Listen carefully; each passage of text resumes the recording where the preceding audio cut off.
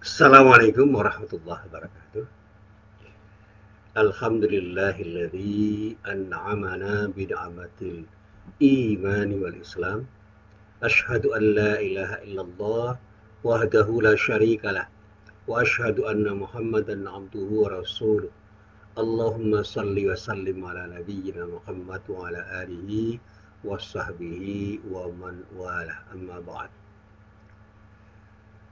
Para jamaah yang dirahmati Allah, alhamdulillah pagi ini kita bisa berjumpa lagi, dan selalu kita harap mudah-mudahan perjumpaan kita benar-benar menjadi perjumpaan yang bermanfaat, perjumpaan yang mendapatkan ridho dari Allah Subhanahu wa taala. Amin.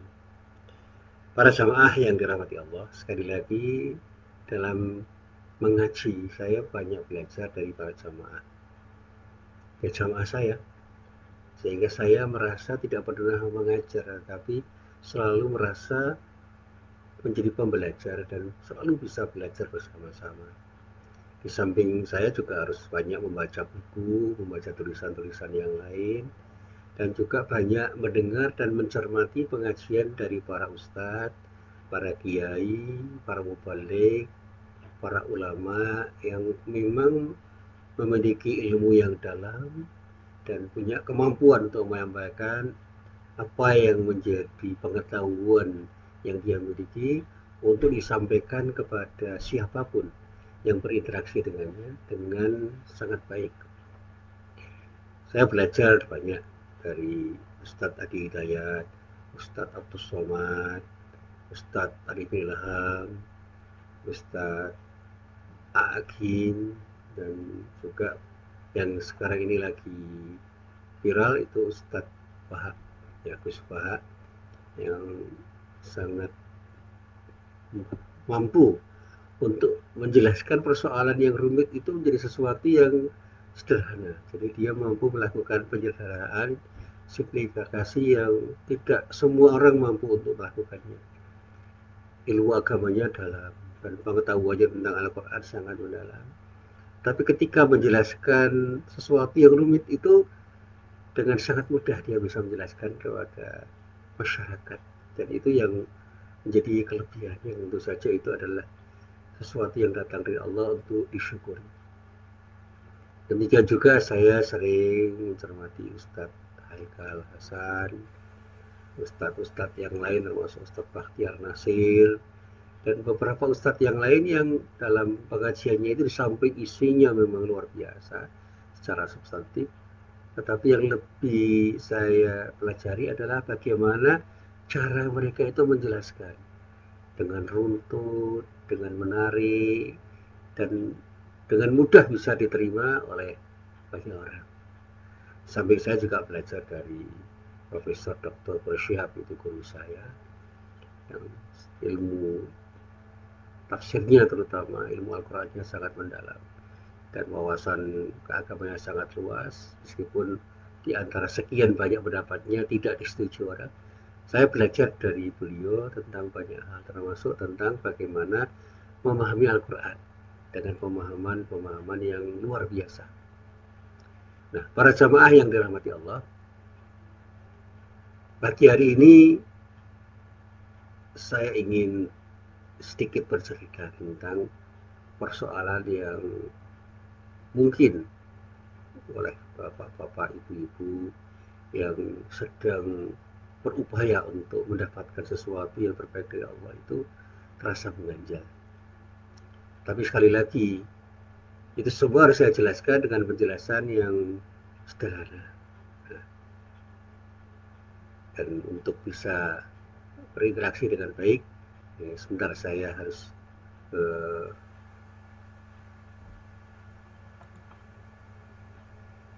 memperbaiki sesuatu yang ada di laptop saya supaya semua bisa lebih baik di dalam laksanakan. Nah, sebentar saya jeda kira-kira 1-2 menit untuk memperbaiki, ini ada yang salah dari laptop saya.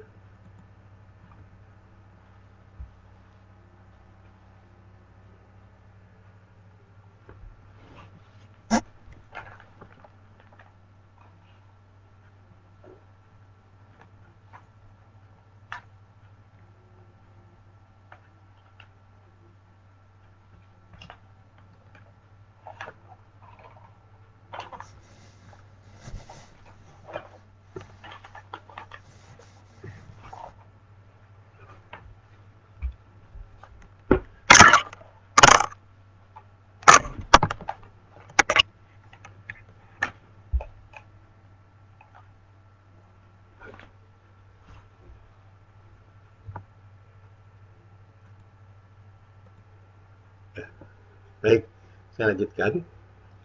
Nah, para jamaah yang dirahmati Allah, berkali-kali saya ditanya oleh orang, seberapa mungkin doa itu akan dikabulkan doa Allah? Yaitu saya jawab dengan jawaban sederhana, ya terserah Allah. Tetapi dari sisi manusia ada beberapa hal yang perlu saya jelaskan, belajar dari banyak hal yang terkait dengan pengalaman pribadi saya dan membaca banyak tentang persoalan doa serta penjelasan dari para ulama. Terkabulnya doa itu di samping kita harapkan sepenuhnya dengan sikap tawakal kepada Allah, itu juga sangat bergantung pada diri kita secara subjektif. Kita harus siap berdoa. Artinya secara pribadi kita harus bisa bersihkan diri dengan niat-niat yang tulus, yaitu membangun keikhlasan di dalam berdoa.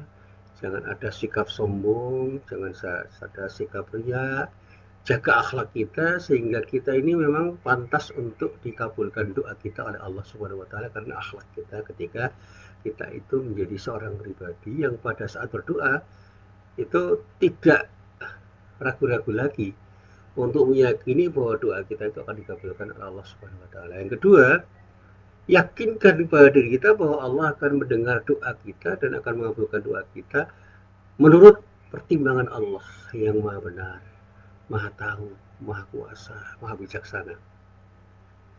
Yakinkan bahwa apa yang kita ucapkan dalam doa kita, meskipun mungkin tidak terucap secara jelas dengan lisan kita, tidak secara eksplisit saja kita mengucapkan, tapi secara implisit kita punya kehendak yang tidak terucap, Allah tahu. Dan inilah pengalaman pribadi saya yang selalu saya ungkapkan dalam beberapa pengajian saya. Saya sering berdoa pada sesuatu yang saya itu memandang sesuatu itu terbaik bagi saya. Tapi justru Allah memberi sesuatu yang lain yang tidak pernah saya duga. Saya renungkan berkali-kali. Akhirnya ketika saya itu memahami apa yang saya dapatkan dari Allah, saya menjadi bisa tersenyum. Ternyata Allah memberikan sesuatu yang jauh lebih baik dari apa yang diharapkan oleh seorang hamba. Yang saya harapkan itu menurut saya terbaik. Tetapi ternyata Allah memberi yang lebih baik menurut pertimbangan Allah. Dan ini yang saya jadikan ibrah pelajaran bagi diri saya. Jangan berharap sesuatu yang terbaik menurut pertimbangan kita saja. Ucapkan doa kita dengan harapan mudah-mudahan Allah memberikan yang terbaik menurut Allah. Lalu saya punya pengalaman ingin mendapatkan sesuatu dengan cepat. Ternyata Allah menunda sesuatu yang saya dapatkan itu dalam waktu yang relatif sangat lama. Demikian juga saya itu pernah tidak berangan-angan mendapatkan sesuatu dengan cepat, tapi Allah mempercepat semua yang saya angan-angankan itu untuk diberikan lebih cepat daripada apa yang saya harapkan. Dan bahkan seringkali saya mendapatkan sesuatu yang luar biasa, artinya jauh lebih baik dari apa yang pernah saya harapkan. Dan itulah cara Allah mengabulkan doa kita. Nah, para jamaah yang dirahmati Allah. Nah, pengalaman saya itu saya kaitkan juga dengan bagaimana para rasul, para nabi itu punya pengalaman pribadi yang sangat menarik.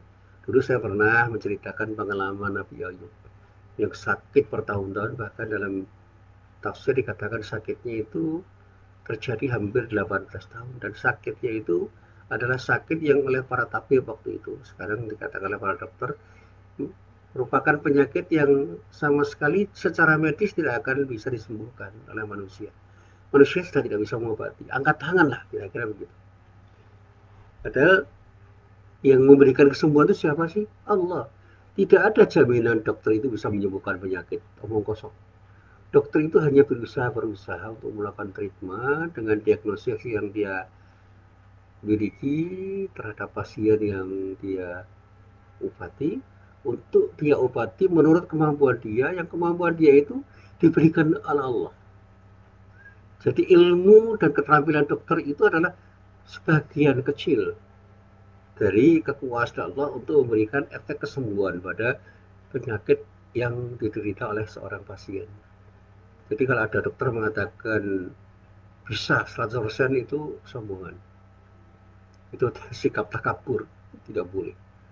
Dokter seharusnya mengatakan insya Allah. Dengan izin Allah, Bapak, Ibu, Saudara, Adik, Mbak, Mas akan disembuhkan oleh Allah.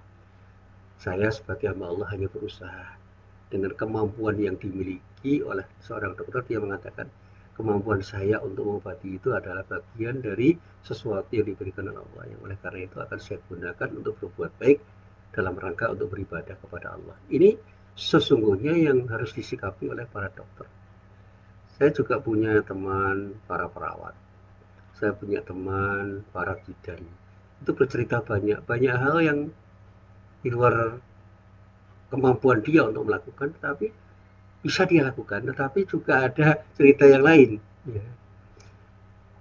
Dia mampu untuk melaksanakan apapun yang dia lakukan itu dengan pertimbangan akalnya, tapi banyak hal yang dia lakukan itu gagal. Dan dia katakan bahwa itulah yang namanya takdir dari Allah Subhanahu wa taala. Dan kembali pada pengalaman pribadi saya yakin bahwa Allah itu akan memberikan yang terbaik pada diri kita. Apalagi ketika kita itu memang pantas diberi yang terbaik, maka pantaskan diri kita untuk diberi yang terbaik dengan membangun ketaatan kita kepada Allah, sehingga ketaatan kita kepada Allah itu akan jadi modal dasar bagi kita untuk mendapatkan sesuatu yang terbaik dari Allah Subhanahu wa taala. Nah, para jamaah yang dirahmati Allah, pada pagi hari ini saya akan bercerita sedikit tentang doa Nabi Zakaria. Dan dari doa Nabi Zakaria itu saya belajar untuk berdoa dengan harapan yang sama dengan harapan yang dimiliki oleh Nabi Zakaria. Dan saya selalu ingat, saya masih ingat dengan doa Nabi Zakaria alaihissalam ketika beliau meminta keturunan atau anak. Nah, kali ini saya akan memaparkan kembali secara lebih rinci tentang doa Nabi Zakaria itu untuk diberi anak keturunan oleh Allah Subhanahu wa taala. Ini permohonan Nabi Zakaria yang sangat serius.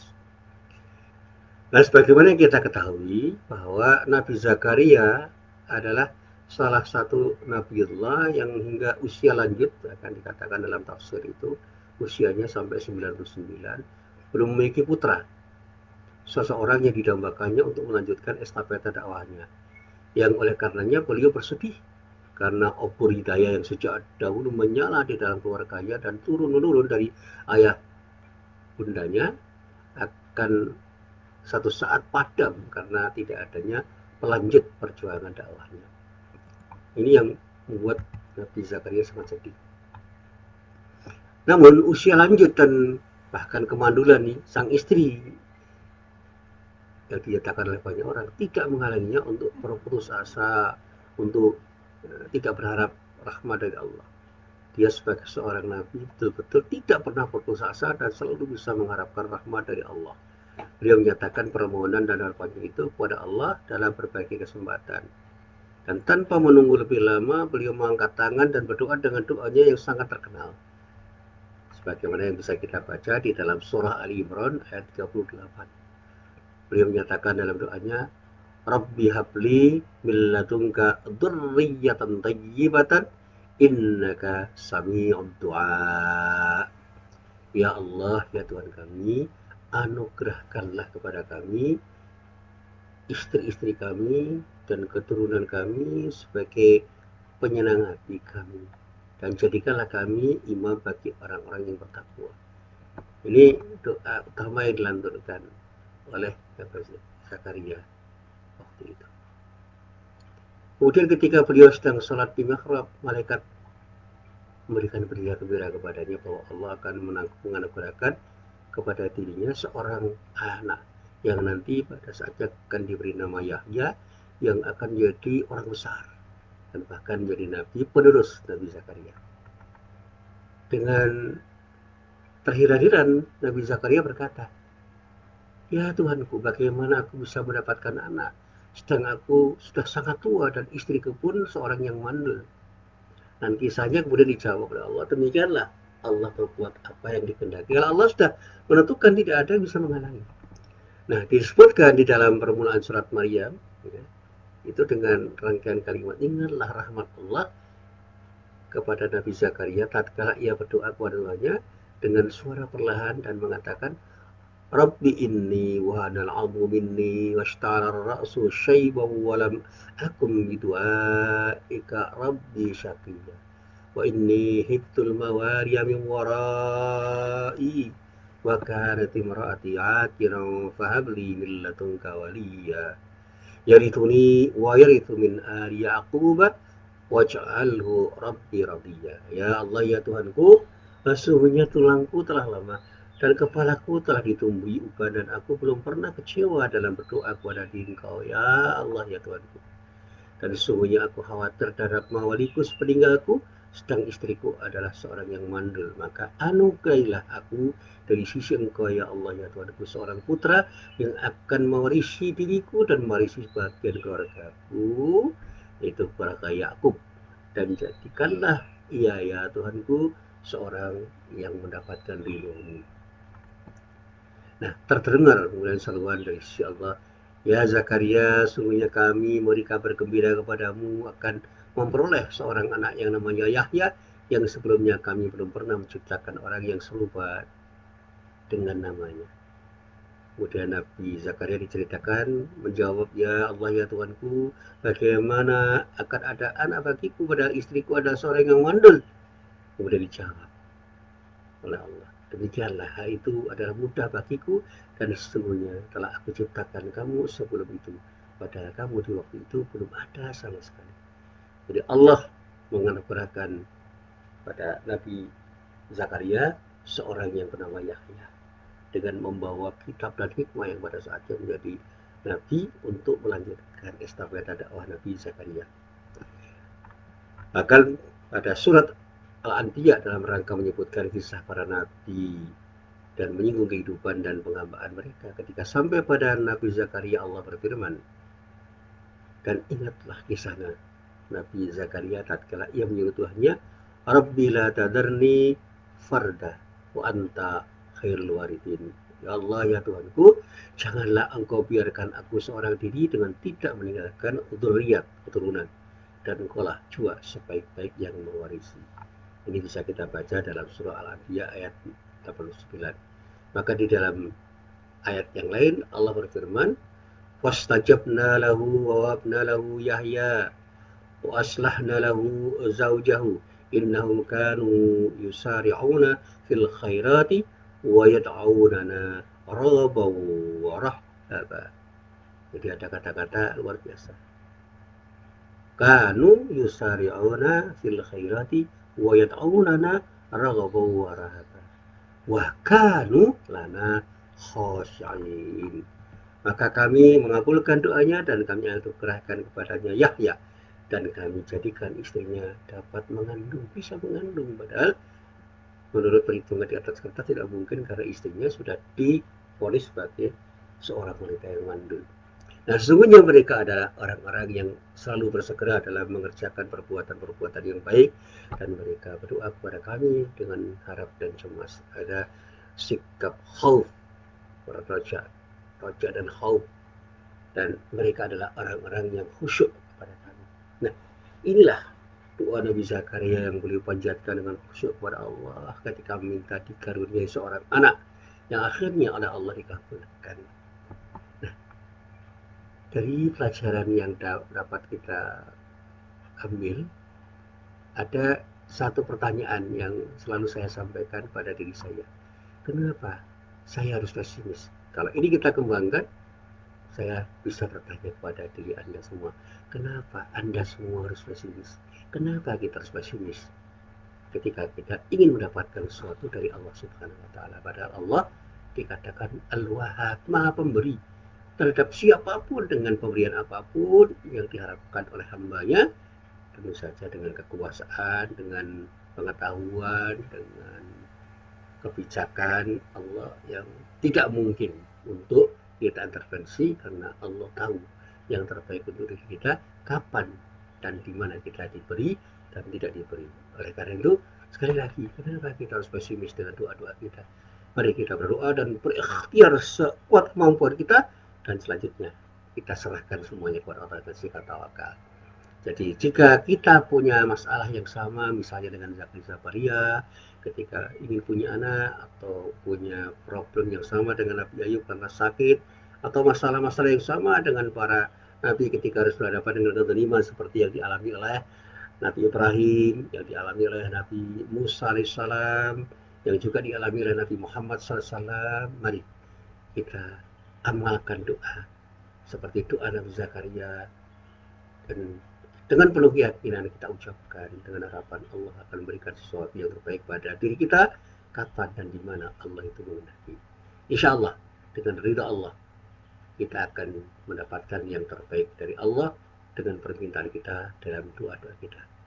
Jadi jangan pernah kita malas berdoa, yakinkan pada diri kita, kuatkan keyakinan kita bahwa Allah akan mengabulkan semua doa kita, dan kita wajib berupaya berikhtiar untuk memperoleh sesuatu yang terbaik dari Allah dengan ikhtiar yang betul-betul kita upayakan dengan seluruh potensi yang kita miliki, dan panjatkan doa kita kepada Allah. Selanjutnya mari kita bersikap tawakal, serahkan semuanya kepada Allah dengan harapan mudah-mudahan Allah memberikan yang terbaik untuk diri kita. Inilah apa yang bisa saya sampaikan pada kuliah subuh pagi hari ini. Mudah-mudahan bermanfaat. Billahi taufiq wal hidayah. Wassalamualaikum warahmatullahi wabarakatuh.